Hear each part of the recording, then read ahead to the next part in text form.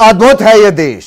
जश्न 47 का मनाता है लेकिन 57 को पूरा सम्मान देता है। 47 की संख्या में भी 57 की शहादत को सलाम करता है। और जब भी जिक्र 1857 का आता है आंखों के सामने घूम जाते हैं। रानी लक्ष्मीबाई, नाना साहब, तात्या टोपे, बाबू कुंवर सिंह, मंगल पांडे, बहादुर शाह जफर, बेगम हजरत महल, मौलवी अहमद शाह, अमरचंद बाठिया और जाने ऐसे कितने ही नाम। लेकिन उस दौर में भारत कैसे एक हुआ होगा, उत्तर से दक्षिण और पूरब से पश्चिम। आज महाशक्ति होने के एहसास में इतराते इस मुल्क को जानना होगा 18वीं सदी की उस संचार क्रांति को, जिसने अलग अलग छिटके हुए छत्रपों को देशभक्ति की भावना के धागे में पिरो दिया और आजादी के आसमान की आधारशिला रखी। उसी 57 के संग्राम की अनोखी संचार क्रांति को आज डिकोड करेंगे हम आपके लिए।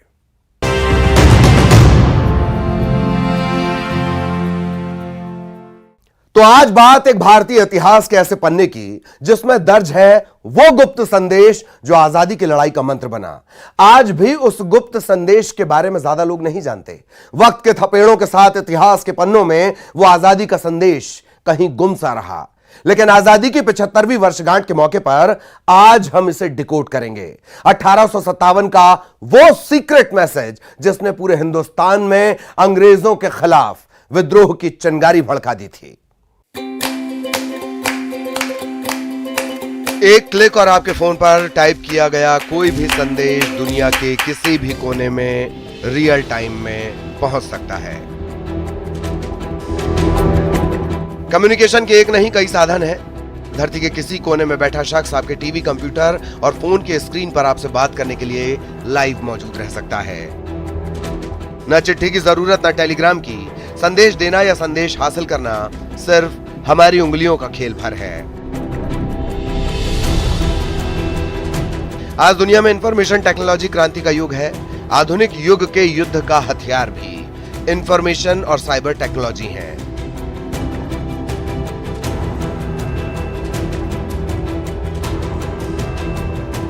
लेकिन जब दुनिया में यह सब नहीं था तब कम्युनिकेशन कैसे होता होगा, खासतौर पर युद्ध और क्रांति के हालात में। जरा सोचिए 1857 में विशाल भारत कैसे एक गुप्त संदेश के जरिए क्रांति के लिए एक सूत्र में बंधा होगा।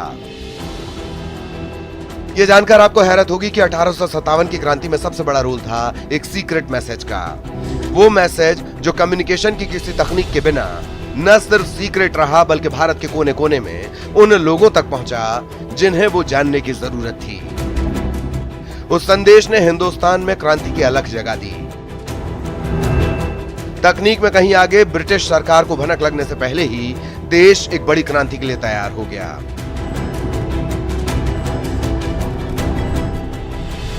जरा सोचिए, इतने बड़े देश में जब कंप्यूटर और फोन की बात तो छोड़िए, कम वक्त में सफर तय करने का जरिया तक नहीं था।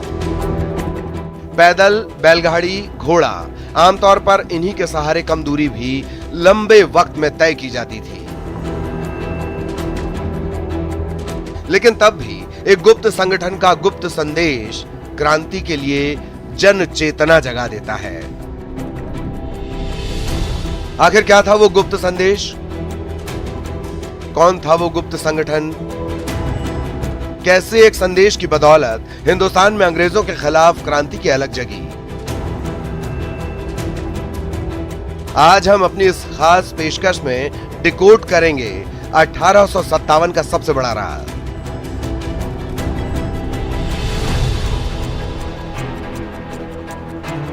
बने रहिए हमारे साथ।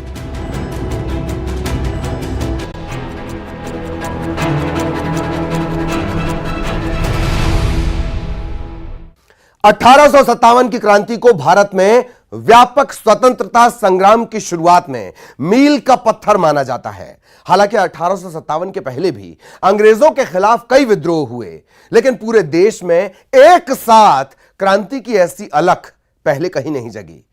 तो चलिए जानने की कोशिश करते हैं कि आखिर क्यों 1857 ही अंग्रेजों के खिलाफ विद्रोह की आग जलाने के तौर पर याद जाना जाता है।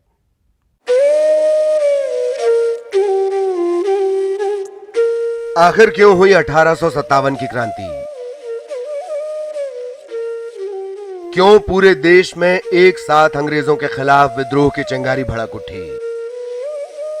इस विशाल देश के कोने कोने तक कैसे जगी स्वतंत्रता संग्राम के लिए जनचेतना? अंग्रेजों की सैनिक छावनियों से लेकर देश के गांव-गांव तक कैसे जगी क्रांति की अलख? दरअसल ये वो सवाल है जिनके जवाब एक खास संदेश के इर्द गिर्द घूमते हैं। उस संदेश के बारे में बात करने से पहले 1857 की क्रांति से जुड़ी कुछ अहम घटनाओं की चर्चा जरूरी है।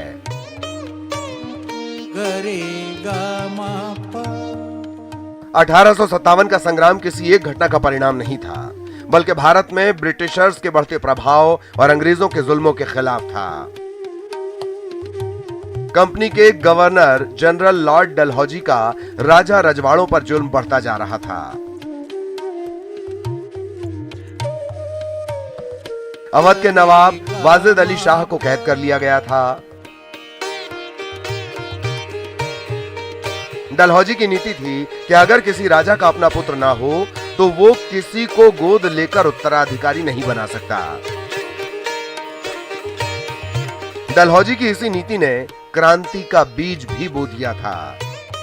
इस नीति के तहत अंग्रेजों ने कई रियासतों पर कब्जा जमाया। इनमें झांसी भी थी। झांसी की रानी लक्ष्मीबाई ने इसके खिलाफ बिगुल फूंक दिया। उधर नाना साहब भी अंग्रेजों की इस नीति के खिलाफ खड़े हो चुके थे। इतना ही नहीं, अंग्रेजों ने धार्मिक मामलों में हस्तक्षेप कर आम लोगों को भड़का दिया था।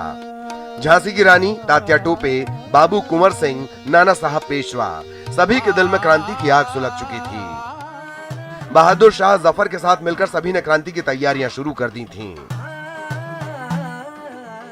1857 की क्रांति के लिए एक गुप्त संगठन बनाया गया। इस संगठन से कई रियासतें भी जुड़ी थीं, लिहाजा धन की कमी नहीं थी। लेकिन सवाल यह था कि कैसे जन जन तक क्रांति की अलख जगाई जाए। इसके लिए नुक्कड़ नाटक, तमाशा, लावणियां और कठपुतलियों जैसे उस वक्त के मनोरंजन के तरीकों का इस्तेमाल किया गया। लेकिन अब भी एक ऐसे मंत्र की जरूरत थी जो सबको क्रांति के लिए झकझोर पाए। तो बने रहिए हमारे साथ। आगे हम बताएंगे कि आखिर कैसे और कौन सा मंत्र क्रांतिकारियों को मिला जिसने आंदोलन में जान फूंक दी।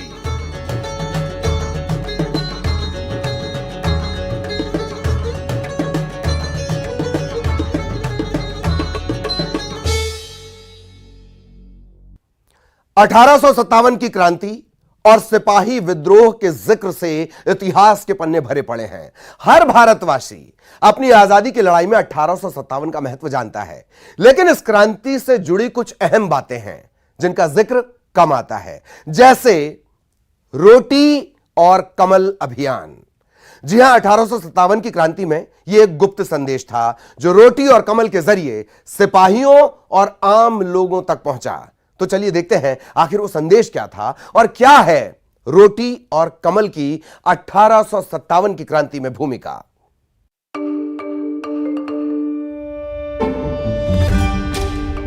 वो संदेश था रोटी और कमल। जी हां, 1857 की क्रांति का अलख जगाने वाला वो संदेश किसी कागज पर नहीं लिखा था, बल्कि रोटी और कमल का फूल खुद यही संग्राम का संदेश था। एक ऐसा गुप्त संदेश जिसे अंग्रेज समझ न सके। दरअसल क्रांतिकारियों ने अंग्रेजों के खिलाफ विद्रोह की रणनीति तो बना ली, लेकिन उसे अंजाम तक पहुंचाने के लिए न सिर्फ अंग्रेजी सेना में शामिल भारतीय सैनिकों को क्रांति के लिए तैयार करना था, बल्कि गांव-गांव तक स्वतंत्रता संग्राम का अलख भी जगाना जरूरी था।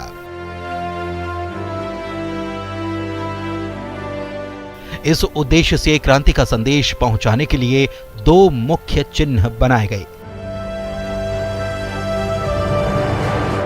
एक था कमल, दूसरा रोटी। कमल का फूल सैनिक पलटनों में ले जाया जाता। हर भारतीय सिपाही के हाथों से यह फूल गुजरता था।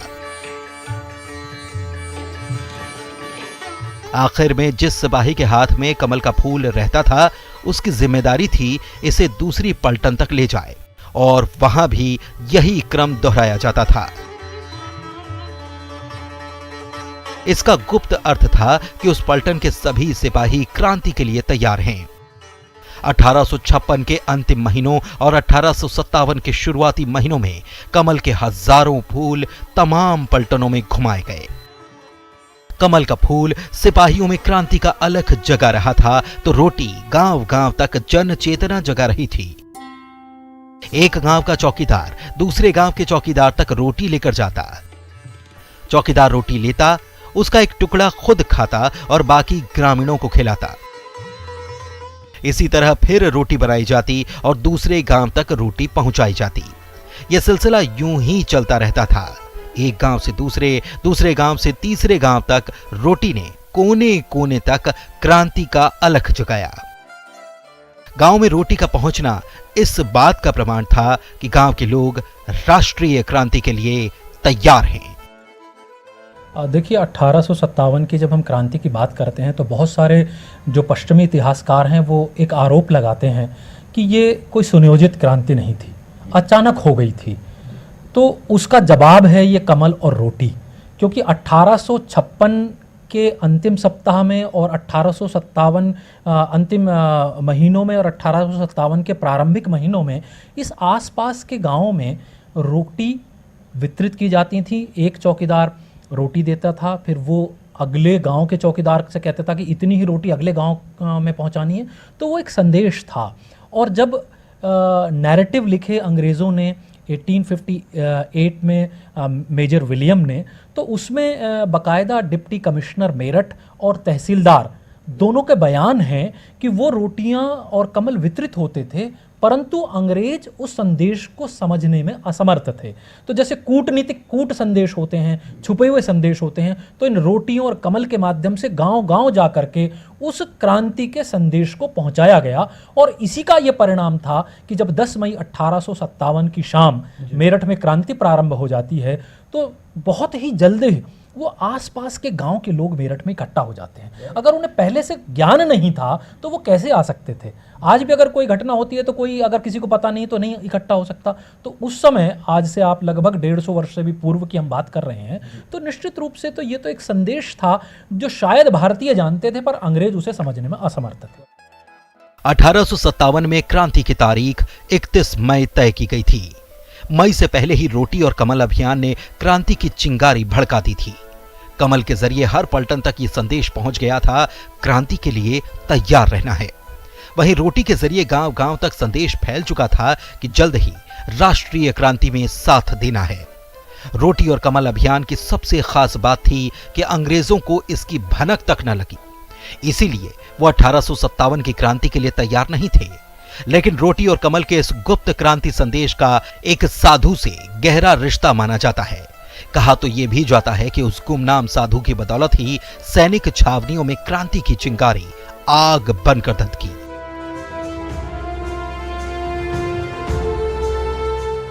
बने रहिए हमारे साथ, आगे हम सुनाएंगे उस गुमनाम साधु की कहानी जिसके रहस्य से आज तक पर्दा न उठ सका।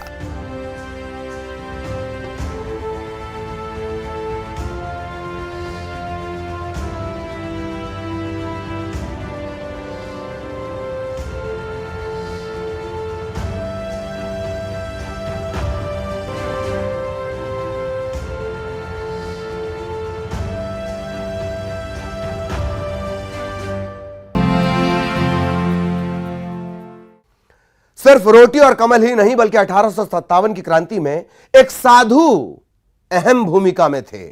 हैरत की बात यह है कि उस साधु के बारे में आज भी ज्यादा जानकारी नहीं मिलती, कोई उनका असली नाम नहीं जानता।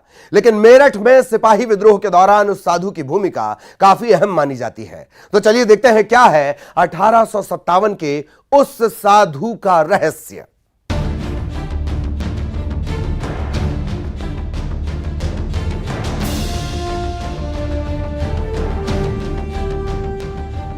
(1857)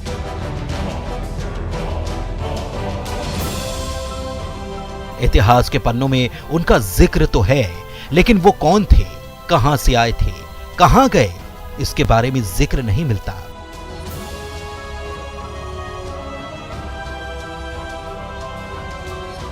मेरठ के म्यूजियम में भी उनकी चर्चा मिलती है। अंग्रेज अफसर विलियम और तत्कालीन तहसीलदार की लिखी बातें उनके बारे में काफी कुछ बताती हैं। वो एक साधु थे जो सैनिकों की बैरक के आसपास देखे जाते थे।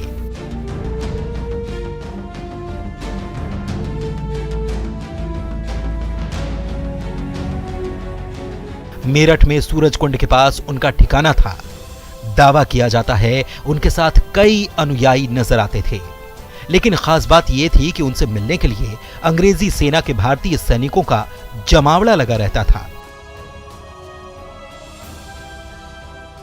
तो क्या एक साधु ने कराई थी 1857 की बगावत, 1857 की क्रांति?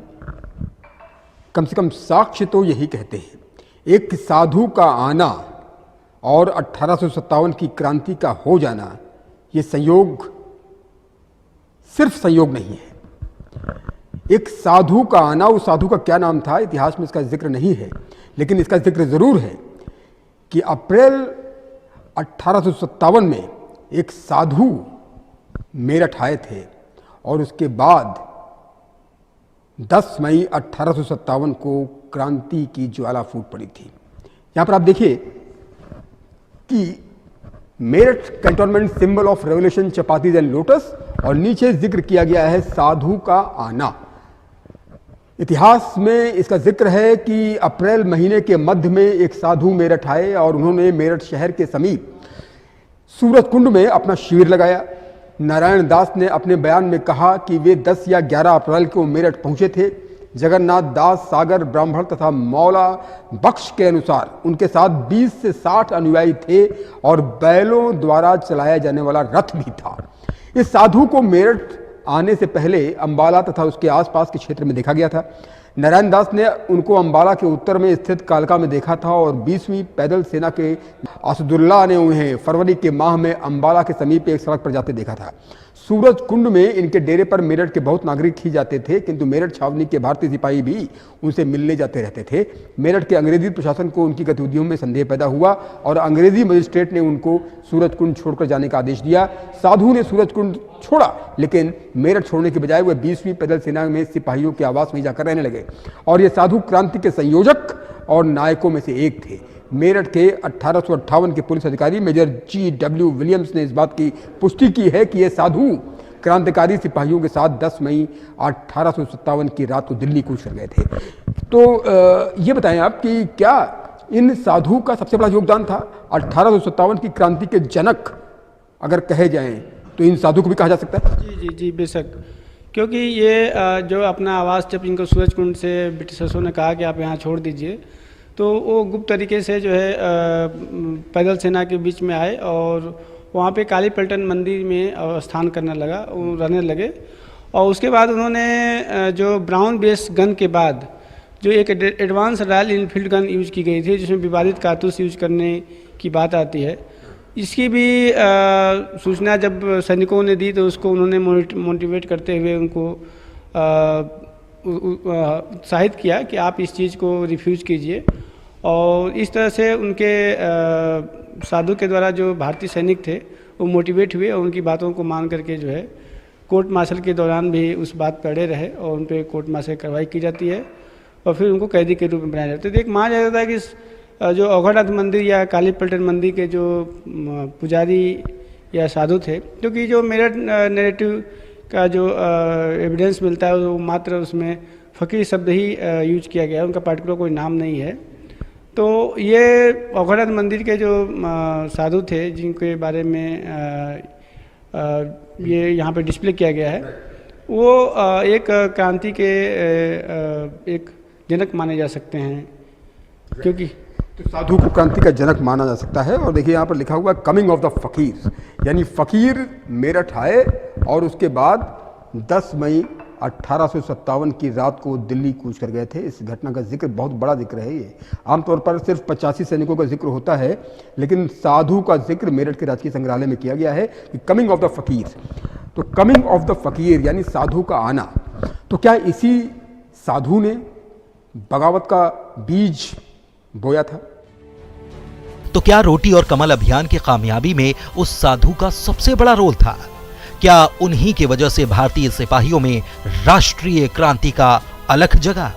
ऐसे कई सवाल हैं जिसका ठीक ठाक जवाब नहीं मिलता, लेकिन इतना तय है कि 1857 की लड़ाई में उस साधु का रोल काफी बड़ा था। अंग्रेज अफसरों को जब जानकारी मिली कि एक साधु से मिलने भारतीय सिपाही जाते हैं, तो साधु को सूरजकुंड से अपना ठिकाना हटाने के लिए आदेश दिया गया। लेकिन वो साधु सैनिकों की लाइन में रहने लगे। उन्हें बैरकों में देखा गया। सिर्फ मेरठ ही नहीं बल्कि अंबाला समेत कई अन्य सैन्य छावनी में भी उस साधु को देखा गया। जैसे मैंने कहा, जो डिपोजिशन लिखे गए 1858 में मेजर विलियम ने, उसमें साधु का उल्लेख आता है। उसमें बताया गया कि किस तरह से अप्रैल के महीने में एक साधु अपने 100 लोगों के साथ रथ होता है, उसके पास हाथी होते हैं। सूरजकुंड मेरठ में एक जगह है, वहाँ पर आकर के वो रहने लगते हैं। साधु का आना कोई विशेष बात नहीं है भारतीय संस्कृति में, परंतु उस साधु से मिलने वाले लोग कौन थे? उससे मिलने वाले लोग जो भारतीय सैनिक थे अंग्रेजों की सेना में, वो लोग थे। वो लगातार उनसे संपर्क कर रहे थे। तो कुछ शायद अंग्रेज अधिकारियों को या प्रशासन को कुछ अटपटा लगा, तो यहाँ के कलेक्टर ने आदेश दिया तहसीलदार को। तहसीलदार ने उन साधु से कहा कि आप यहाँ से अपना डेरा हटा लें। उन्होंने वहाँ से डेरा हटा लिया, परंतु फिर वो जाकर के लाइंस में रहने लगे, क्योंकि बाद में सदर का एक व्यक्ति है, वो अपना बयान देता है। वो कहता है कि मैंने उस साधु को यहाँ बैरकों में अपने 20-30 साथियों के साथ आते हुए देखा है, जबकि वो प्रारंभ में 100 लोगों के साथ आया था। अब उसके साथ 20-30 लोग थे, यानी कि बाकी लोग कहाँ चले गए? शायद आसपास क्रांति के संदेश को वो पहुंचा रहे थे, लोगों को जागृत कर रहे थे, उन सैनिकों को जागृत कर रहे थे। और ये भी लिखा जाता है कि उस साधु को अंबाला कैंट में भी देखा गया था। और जब 10 मई को मेरठ से ये क्रांति प्रारंभ हो जाती है, तो वही साधु उन सैनिकों के साथ दिल्ली की ओर जाता हुआ दिखाई देता है। इतिहासकारों का दावा है कि 10 मई 1857 को जब मेरठ में बगावत भड़की और मेरठ से क्रांतिकारी दिल्ली की ओर रवाना हुए, तो इस क्रांति का नेतृत्व भी उस साधु ने किया।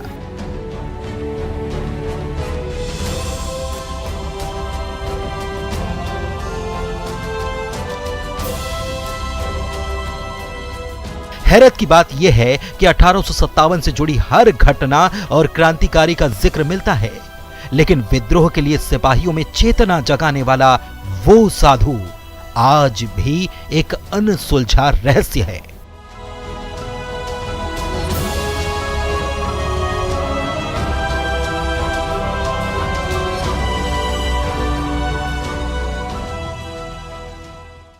रोटी और कमल अभियान अपना असर दिखा चुका था। मेरठ का वो तपस्वी भी क्रांति की अलख जगा चुका था। अब बारी थी बगावत की, अंग्रेजी हुकूमत के खिलाफ जंग की। 1857 के क्रांतिकारियों ने एक ऐसा घाव बरतानिया हुकूमत को दिया जिसका दर्द दशकों तक अंग्रेजों ने महसूस किया। 1857 के बाद अगले 9 दशक यानी 1947 में देश के आजाद होने तक 1857 में जली क्रांति की चिंगारी आग बनकर अंग्रेजों को जलाती रही।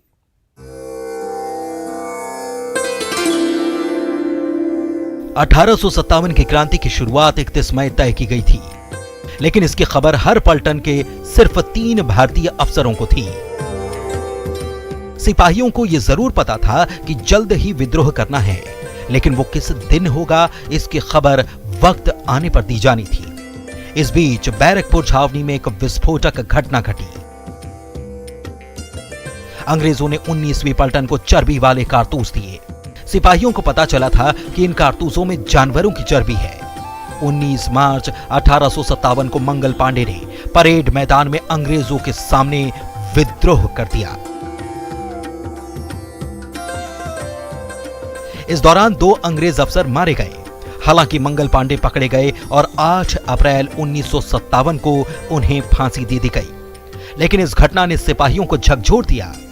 मई में दूसरी बड़ी घटना घटी मेरठ में। यहां 90 सिपाहियों को वही कुख्यात कारतूस दिया गया। इस कारतूस को चलाने से पहले उसे मुंह से तोड़ना पड़ता था। ऐसे में सिपाहियों को चर्बी वाला कारतूस मुंह से लगाने पर कड़ा ऐतराज था।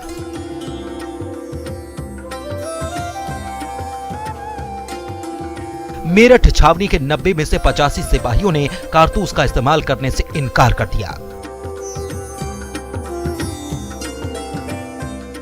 इसके बाद अंग्रेज अफसरों ने उनका कोर्ट मार्शल किया और 9 मई 1857 की सुबह परेड मैदान में सभी सिपाहियों के सामने 85 सिपाहियों की वर्दी फाड़कर न सिर्फ उन्हें अपमानित किया बल्कि जंजीरों से जकड़कर जेल भेज दिया। अपने साथियों पर ऐसा जुल्म देखकर बाकी सिपाही गुस्से से उबल पड़े। रोल था वो बहुत महत्वपूर्ण था। और जब उनकी परेड बुलाई गई तो परेड में उन लोगों ने 90 सैनिक थे, 90 में से 85 सैनिकों ने उन कारतूसों का प्रयोग करने से इनकार कर दिया। उनसे कहा भी गया, जो कर्नल माइकल स्मिथ थे उनके जो कमांडिंग अफसर थे, उन्होंने कहा कि आप लोग गलत कर रहे हैं और किसी कमांडिंग अफसर की अगर सेना में आप ऑर्डर को फॉलो नहीं करते तो आपके विरुद्ध कार्रवाई होगी। उन्होंने कार्रवाई कुछ भी हो जाए परंतु हम इसका प्रयोग नहीं करेंगे, और उन्होंने उसका प्रयोग नहीं किया गया। उसके बाद उनका कोर्ट मार्शल हुआ और 9 मई को उनको सज़ा सुनाई गई। बाकायदा परेड ग्राउंड में बुला करके उन्हें अपमानित किया गया, उनकी वर्दी फाड़ दी गई, लोहार को बुलाया गया, उनकी हथकड़ियाँ और बेड़ियाँ ठोक दी गई, क्योंकि उस समय चाबी वाली हथकड़ियाँ बेड़ियाँ नहीं होती थी, हथकड़ियाँ और बेड़ियाँ ठोक करके लगा दी जाती थी और उन्हें अपमानित किया गया। किसी सैनिक की वर्दी फाड़ना मेरे ख्याल से उसके लिए बहुत बड़ा अपमानजनक बात होती है। और उन्होंने कहा भी कि हम कोई चोर उचक्के नहीं हैं, हमने कोई अपराध नहीं किया है। अगर हमने अपने धर्म की वजह से इस कारतूस का प्रयोग करने से मना किया है तो हमारे साथ ऐसा व्यवहार होना ये ठीक नहीं है। परंतु वो पूरे कैंट को एक मैसेज देना चाहते थे, अन्य भारतीय सिपाहियों को मैसेज देना चाहते थे कि अगर आपने इस तरह का कार्य किया तो आपके साथ भी ये व्यवहार होगा। परंतु उसका परिणाम शायद कुछ और निकला, क्योंकि 9 मई को की ये घटना है और 10 मई को मेरठ में क्रांति प्रारंभ हो जाती है। अगर उन 85 सैनिक उस कार्य को प्रारंभ नहीं करते तो शायद क्रांति भी नहीं होती। तो निश्चित रूप से वो सबसे पहले नायक हैं, सबसे प्रथम नायक हैं। और विक्टोरिया पार्क में, क्योंकि उस समय नई जेल थी, और जैसे ही क्रांति प्रारंभ हुई तो उसके कुछ समय बाद जो 3rd कैवलरी के सैनिक थे वो विक्टोरिया पार्क जेल जाते हैं। जेल को तोड़ा जाता है, उनको बाहर निकाल लिया जाता है, लोहार उनके साथ होता है, उनकी हथकड़ियाँ और बेड़ियाँ काट दी जाती हैं। तो मेरा तो हमेशा ये कहना है कि वो 85 सैनिक वो हैं जिनको जब जेल तोड़ करके बाहर निकाला गया होगा, उनका हथकड़ी तोड़ी गई होंगी, तो शायद उन्हें एहसास हुआ होगा कि स्वतंत्रता क्या होती है। तो स्वतंत्रता का एहसास करने वाले वो 85 सैनिक पहले सैनिक थे जिन्हें पता चला स्वतंत्रता क्या होती है। और फिर वो स्वतंत्रता के लिए उन्होंने एक नारा लगाया, दिल्ली चलो, और ये सारे के सारे सैनिक दिल्ली जाते हैं और बहादुर शाह जफर को अपना बादशाह घोषित कर देते हैं। बिल्कुल सर, आज़ादी का अमृत महोत्सव मनाया जा रहा है, हर घर तिरंगा फहराने की मुहिम, क्या कहेंगे, क्या अपील करेंगे? बिल्कुल, ये बहुत सरकार की एक बहुत ही अच्छी योजना है। देश के सामान्य नागरिकों को, देश के संपूर्ण नागरिकों को राष्ट्र से जोड़ने की, अपने राष्ट्र की गाथाओं से जोड़ने की, अपने उस तिरंगा जो हमारे लिए आन बान शान का प्रतीक है उससे सीधे सीधे जुड़ने की। मेरठ में 85 सिपाहियों पर अंग्रेजों के जुल्म के बाद सभी सिपाहियों के सब्र का बांध टूट पड़ा था। अब क्रांति के लिए 31 मई तक का इंतजार करना मुनासिब नहीं रहा। 9 मई 1857 की रात ही दिल्ली में क्रांतिकारी नेताओं तक खबर भेजी गई कि हम विद्रोह कर रहे हैं।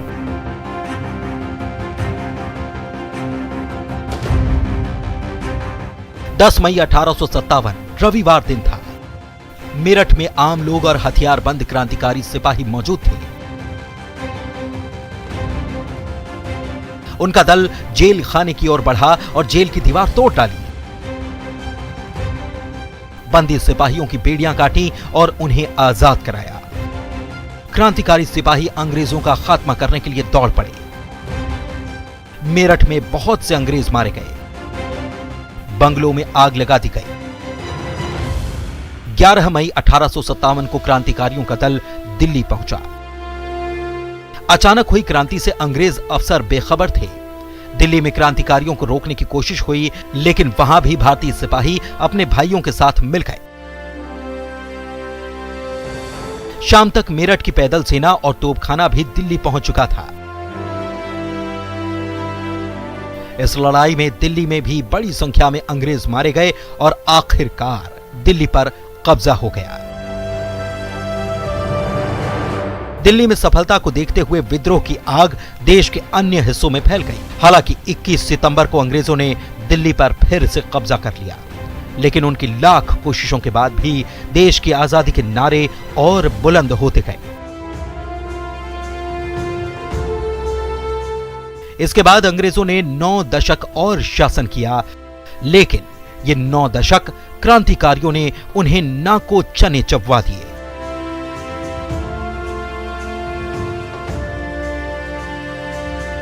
आखिरकार 1947 को भारत को अंग्रेजी शासन से आजादी मिल गई।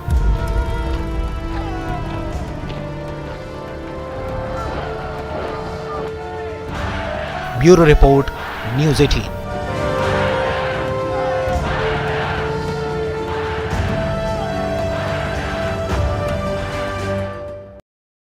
रोटी और कमल, इस छोटे से संदेश ने उस हुकूमत को हिला दिया जिनके राज में कभी सूरज नहीं डूबता था। इस छोटे से संदेश ने यह भी साफ कर दिया कि बर्तानिया का सूरज अस्त की तरफ है। इस छोटे से संदेश ने टुकड़े टुकड़े में फैले अहंकार अभिमान को आजादी के लिए मचलते भारत का स्वाभिमान बना दिया।